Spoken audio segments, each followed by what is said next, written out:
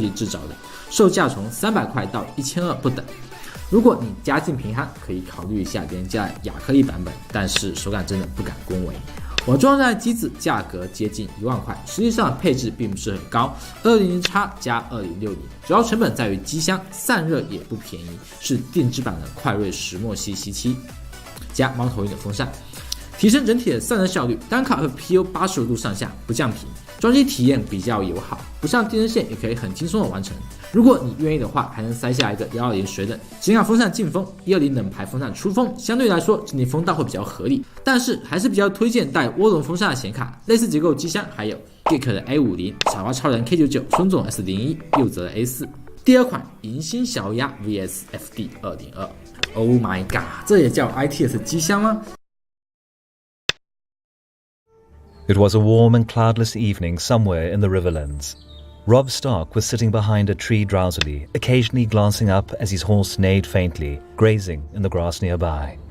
Then the barely audible sound of hoofbeats in the distance sobered him up in a couple of shakes of his head.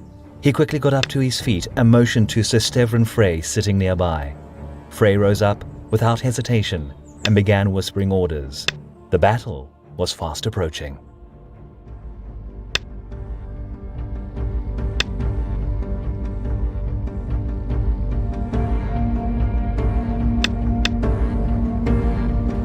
It is the year 297 after Aegon's conquest. 8 years have passed since King Robert Baratheon brought the might of the Seven Kingdoms to the Iron Islands, crushing the rebellion, setting disobedient House Greyjoy back to royal heel. It was 8 long years of summer and prosperity for the common folk across Westeros. But it wasn't a particularly good time for King Robert, who since his ascension to the Iron Throne years before, quickly grew bored of the dull and tedious kingly duties expected of him. He preferred organizing feasts and hunting to counting coppers and all the other equally boring administrative duties. These he had both happily and conveniently ceded to his small council, mostly to his younger brother Stannis and to Jon Arryn, Robert's childhood foster father and the current Hand of the King. But in early 298 AC, after a short but serious illness, Jon Arryn unexpectedly dies. His death raised some concerns at the royal court, as, despite his old age, he was considered a man of robust health.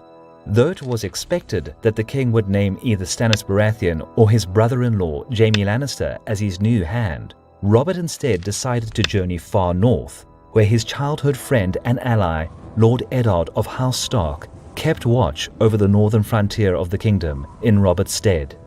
While Lord Stark was initially hesitant to accept the king's offer, upon hearing rumors that the nature of Jon Arryn's death was suspicious, he made up his mind and joined Robert's retinue, hoping to find out the truth behind the death of their foster father. The royal court departed south, while a mere week later in Winterfell, an unnamed assassin made an unsuccessful attempt to murder Lord Eddard's comatose middle son, Brandon, an event which caused deep consternation among the Starks. Lady Catelyn Stark, Bran's mother, suspected that House Lannister could be behind this assassination attempt, and, feeling that sending a raven would be too risky, departs Winterfell, secretly traveling to King's Landing to inform her husband about the attack. Upon arriving in the capital, her old friend and member of the king's small council, Peter Baelish, claims that the Valyrian steel dagger used by the assassin belongs to Tyrion Lannister, brother of Queen Cersei and Jaime Lannister of the King's Guard. 2 weeks later, on her route back to Winterfell, she fortuitously stumbles upon the said Tyrion Lannister in the Crossroad Inn, not far away from the mouth of the River Trident. Believing that he was to blame for the vicious attack on her son, Catelyn enlists the aid of her father's bannermen to help arrest the dwarf. Catelyn's action sparked a tumultuous chain of events. King Robert Baratheon attempted to nip the conflict between the two great houses of Westeros in the bud, but as he was always more of a soldier than a skilled politician, his actions yielded little result. Lord Tywin Lannister of Casterly Rock, Tyrion's father and the wealthiest man in the Seven Kingdoms, began amassing troops as he saw the capture of his son as a major insult to his family's honor. He subsequently sent one of his bannermen, Sir Gregor Clegane, to the Riverlands to wreak havoc and hopefully lure Lord Eddard Stark there, where he could have been captured and the conflict brought to a quick conclusion. But Tywin's plan is foiled when Sir Jaime Lannister attacks and injures Lord Stark in King's Landing in retaliation for the capture of his younger brother. Jaime then flees the capital, riding to join his father gathering troops in the Westerlands. Being grounded in King's Landing, Ned Stark appoints Lord Beric Dondarrion with the task of stopping the Lannisters' bannermen from ravaging the Riverlands, while he continues his investigation into Jon Arryn's death. Ned's investigation soon leads him to an unexpected conclusion. To Ned's astonishment, all 3 of King Robert's children are in fact Queen Cersei's bastards, fathered by Jaime Lannister, who had a long-standing incestuous love affair with his twin sister. Soon, Lord Eddard confronts the Queen with his findings and advises her to flee the capital. Instead, she hatches a plot to kill her husband, King Robert. Cersei pulls the strings swiftly, and a couple of days later, Robert Baratheon, after drinking excessive amounts of fortified wine, is fatally wounded by a boar during a hunt in Kingswood. He dies the very next day.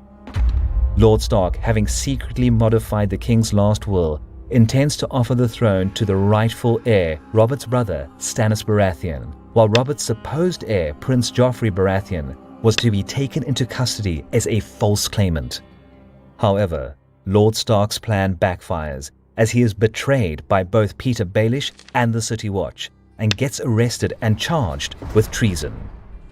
When word of Ned Stark's imprisonment reaches Winterfell, his oldest son and heir, Robb, hastily gathers his father's bannermen and marches south with the ultimate goal of freeing his father. The path to the capital led through the Riverlands, the domain of House Tully, Robb's maternal family, who were struggling against Lannister forces that devastated the countryside.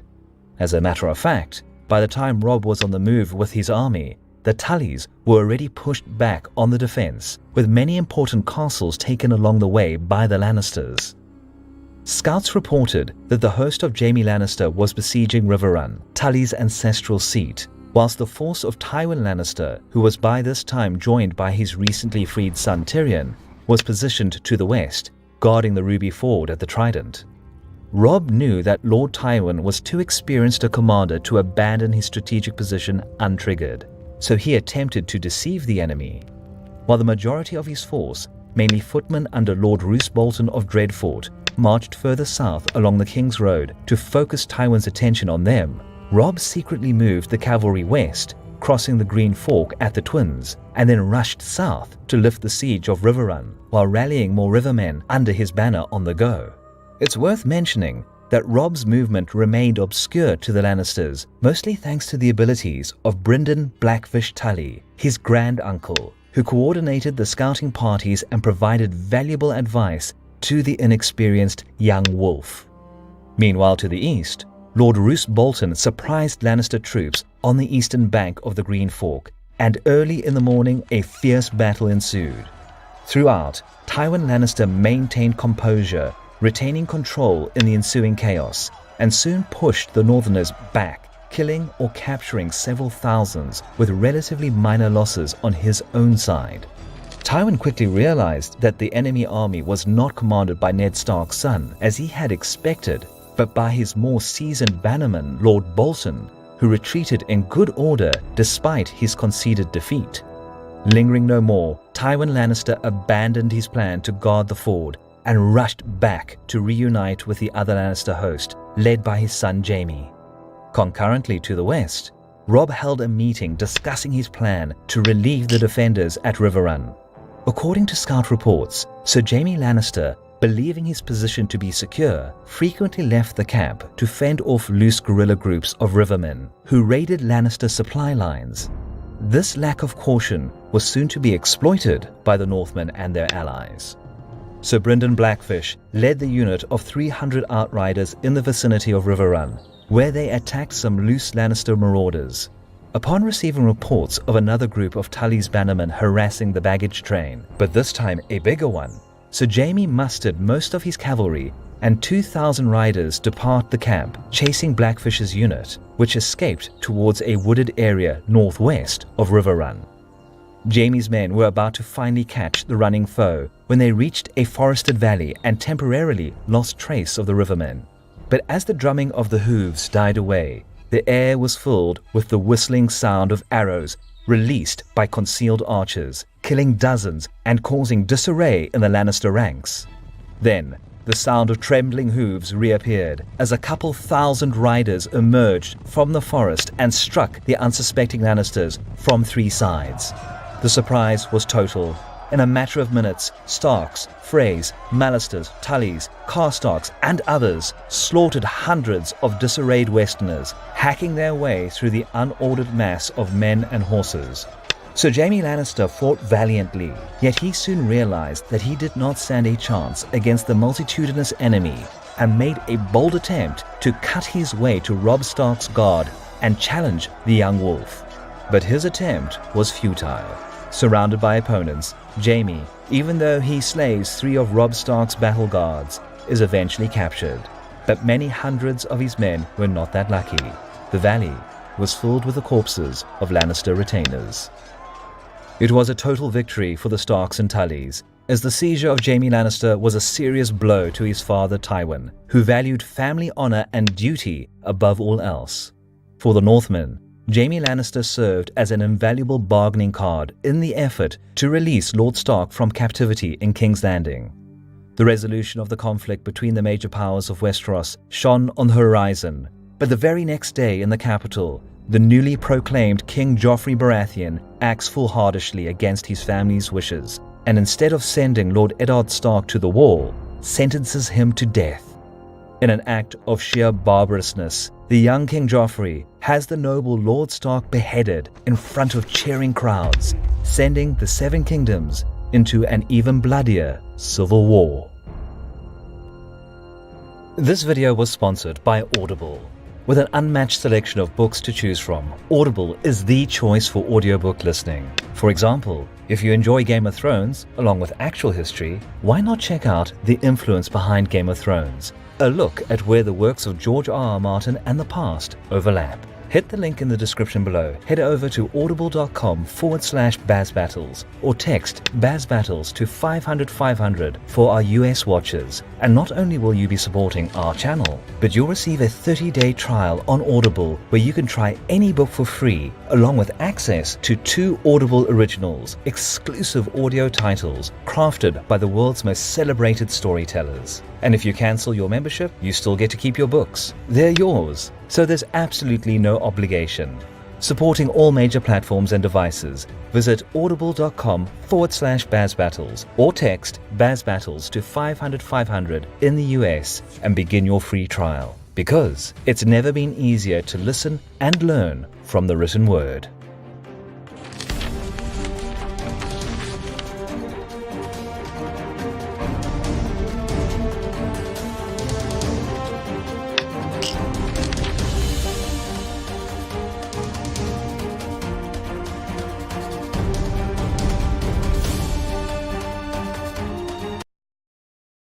It's a cool and quiet April evening at Oscarsborg Fortress. Colonel Birger Eriksen of the Norwegian Army takes his time strolling down the pathway and looking as thick mist slowly descends down the nearby hills that encompassed the Oslo Fjord. The colonel is just about to end his regular inspection before going to have some well-deserved rest. The calm atmosphere is suddenly spurred into energy as one of his officers catches up to him and gasps his report. A flotilla of enemy warships has breached into the fjord some 60 kilometers to the south, bringing war to Norway. This video is sponsored by World of Warships Blitz. Tactical sea combat awaits in the free-to-play World of Warships Blitz. Available via App Store and Google Play, World of Warships Blitz lets you take to the seas as the commander of your very own battle fleet. What's more, as of the end of this month, the game now boasts a new, fast and deadly addition to your armada, the German destroyers, for the admiral who embodies the word Blitz.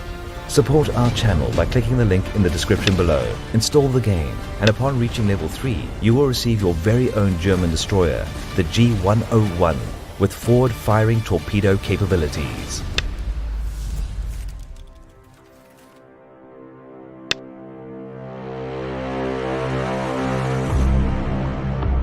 It's the middle of December of the year 1939.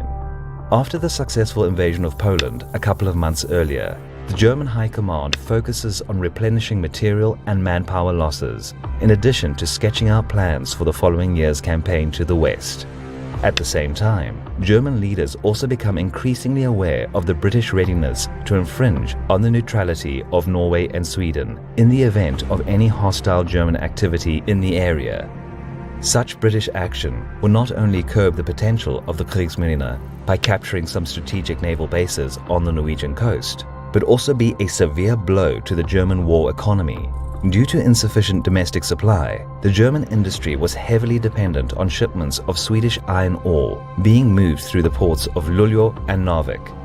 Thus, the German planners were urged to lay out another offensive operation, but this time to the north.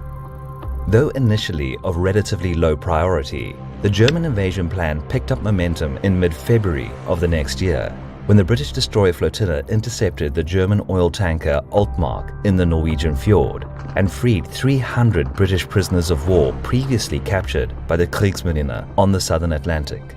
This incident, where both Allied and Axis forces violated Norwegian neutrality, convinced Hitler that the British threat to German interests in the region was real, and so an invasion of Norway was given top priority.